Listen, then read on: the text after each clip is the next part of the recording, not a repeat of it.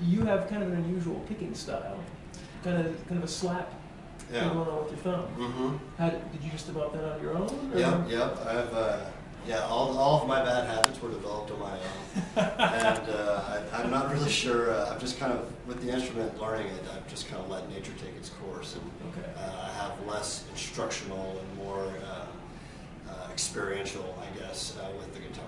Do you have any formal training? Well, I've taken. Yes, actually, I started learning with a jazz guitar teacher, fingerstyle picking. Okay. And so I was playing fingerstyle and playing fingerstyle. That's predominantly what I do, as far as picking. And lately, my songs have kind of evolved into more of it has more of a strumming edge to it, I guess. Mm-hmm. There's a little more fire underneath them, yes, if you will. But then when I moved to Bend, I'll always take lessons. I don't care, whatever. I'll always take lessons. And when I moved to Bend, I was fortunate enough to hook up with the man in town by the name of Joe Schulte of the Moon Mountain Ramblers. You probably, if not, you should know of him. And he's just an amazing guy. He helped produce the album, Float and Scatter, and he's been helping nurture my playing from the beginning of being here. So nice. That note is for Joe. Nice.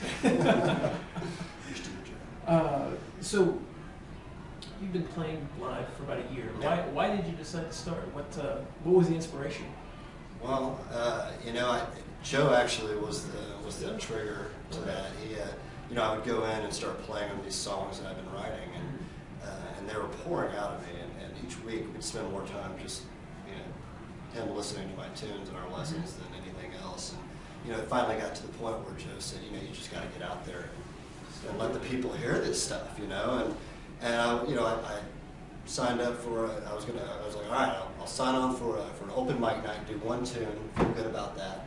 And as I was leaving the lesson, driving away, I got a call from him, and he said, the open mic night just wasn't good enough, so I booked you again.